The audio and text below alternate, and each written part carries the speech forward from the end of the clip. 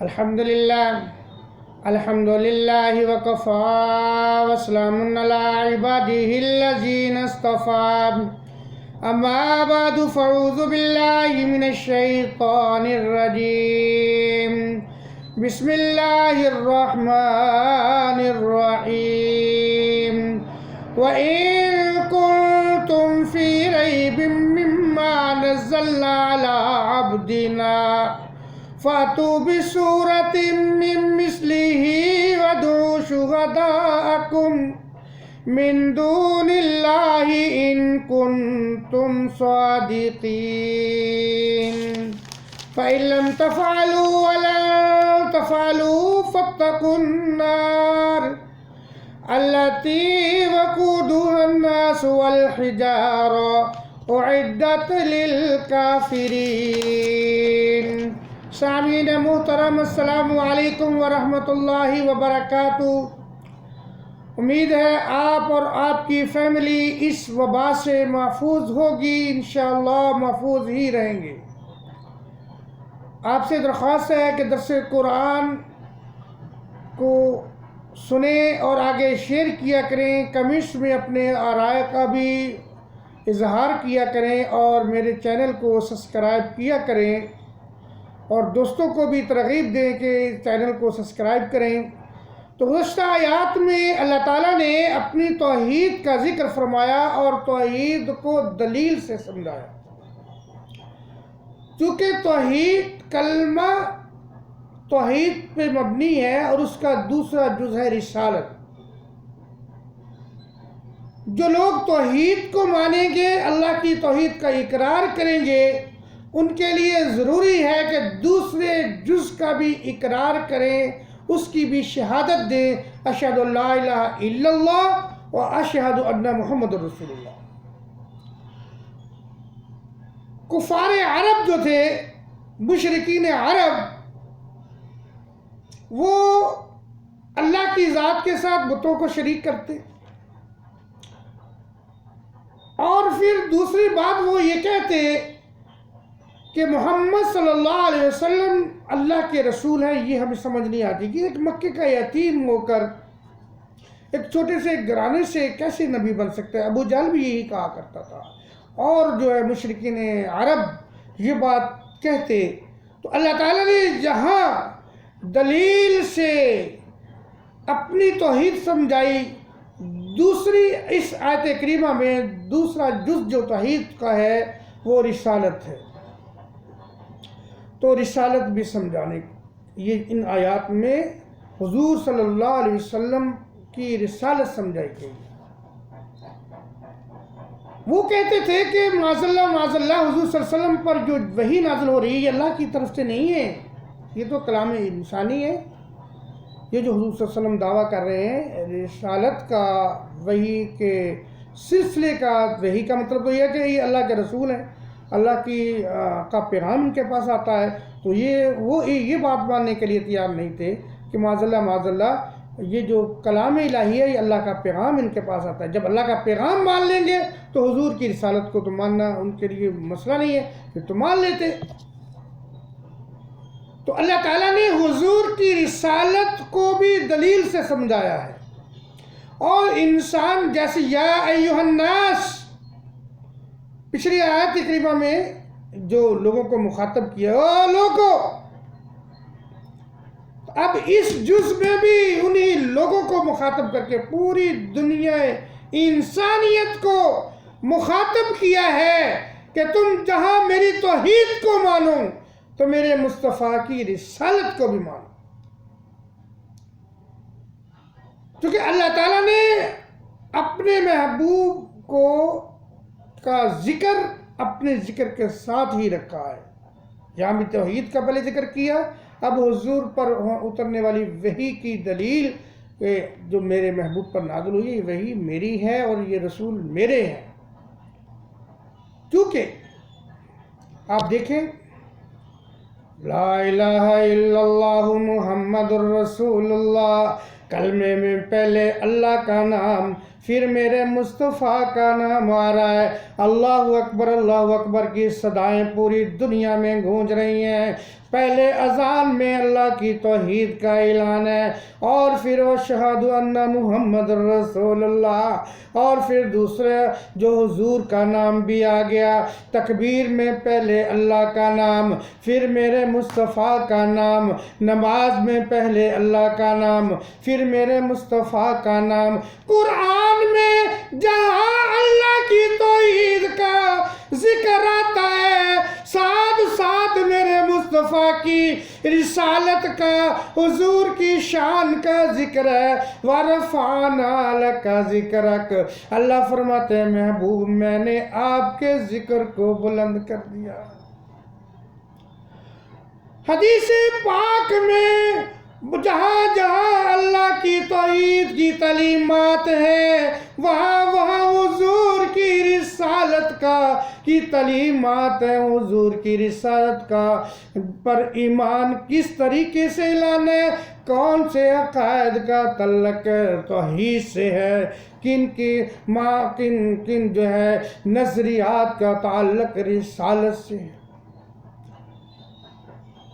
جن لوگوں کو حضور کی ختم نبوت کا مسئلہ سمجھ نہیں آتا ہے، وہ لوگ ذرا ہوش کریں۔ لا الہ الا اللہ پڑھتے ہو، کلمہ پڑھتے ہو، اسلام کا دعویٰ کرتے ہو، اور پھر بیچ میں تمہیں تو جو ختم نبوت کی بات کیوں نہیں سمجھ آتی ہے؟ اللہ کے بندو، اگر کامیابی اللہ کی توحید کے بغیر نہیں ہے، اسی طرح حضور کی رسالت، حضور کی نبوت کے بغیر، حضور کی محبت کے بغیر بھی کامیابی نہیں ہے۔ روز روز چھیڑ چھاڑ نہ کرو۔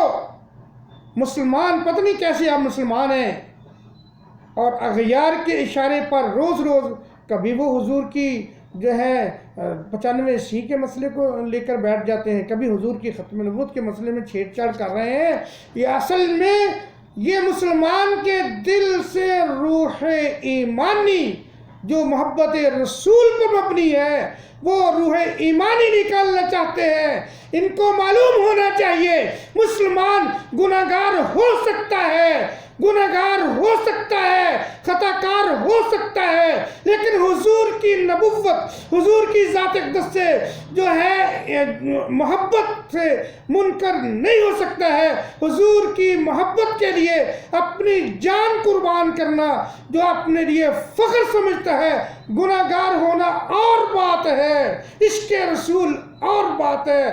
اس لیے ان بد کردار حکمرانوں کو، ان ممبران اسمبلی کو، ان وزراء کو یہ غور فکر کر لینا چاہیے، اس بات کا یقین کر لینا چاہیے کہ مسلمان کے سینے سے ایمان کی محبت نہیں تم نکال سکتے۔ یہ گناہگار ہو سکتے ہیں، لیکن حضور کی جو ہے ناموس کے بالا میں کبھی بھی سودے بازی نہ کریں گے، اور نہ ہی آنکھیں بند کر کے بیٹھیں گے۔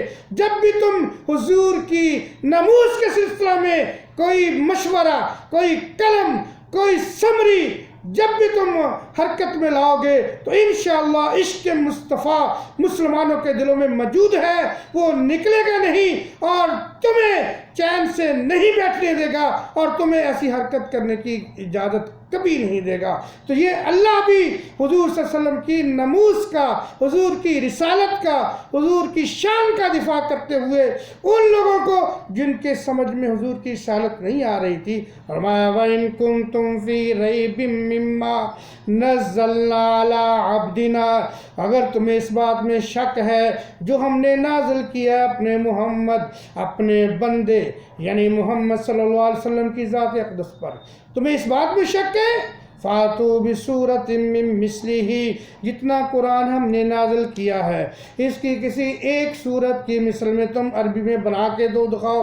وَادْعُوا شُهَدَاءَكُم مِّن دُونِ اللَّهِ، اللہ کے علاوہ تمہارے پاس جتنے تمہارے مددگار ہیں جمع کر لو ان کو، إِن كُنتُمْ صَادِقِينَ، اگر تم اپنے دعوے میں سچے ہو۔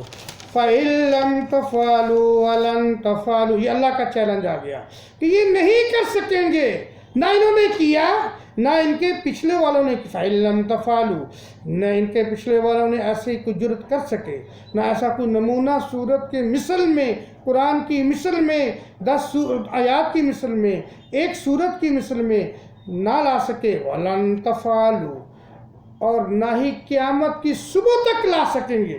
یہ بھی چیلنج ہے۔ تم حضور کی شان کو سمجھو، کامیابی اسی میں ہے۔ تم حضور کی غلامی کو اختیار کر لو، محبت رسول کو اپنا لو، اس میں کامیابی ہے۔ اگر یہ نہیں کرتے ہو، حضور کی غلامی اختیار نہیں کرتے ہو، فاتقوا النار التی، اس آگ سے ڈر جاؤ، وقودها الناس والحجارہ، جس آگ التی وقودها الناس والحجارہ، جس آگ کا ایندھن جو ہے انسان اور پتھر ہوں گے۔ وہ انسان جو کفر پر مریں گے وہ جہنم میں جہنم کا ایندھن بنیں گے، اور وہ پتھر بھی فرمایا کہ یہ جہنم کا ایندھن ہوں گے۔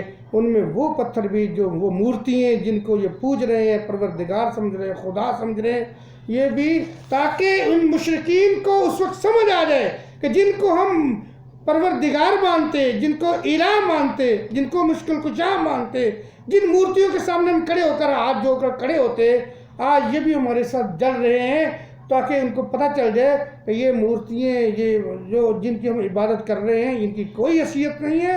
اللہ کی توحید کو مانو، حضور کی رسالت و نبوت کو مانو، اعدت للکافرین۔ یہ جہنم ہے نا، ہم نے کافروں کے لیے ہی تیار کی ہے، تو لہٰذا جو کفر پہ مرے گا، جس کا خاتمہ کفر پہ ہوگا، وہ سیدھا جہنم میں جائے گا اور ہمیشہ ہمیشہ کے لیے جائے گا۔ اللہ تعالیٰ اپنی توحید کو سمجھنے کی اور اپنے محبوب صلی اللہ علیہ وسلم کی رسالت کو اور ختم نبوت کے مسئلہ کو، حضور کی نموز کے مسئلہ کو سمجھنے کی توفیق عطا فرمائے۔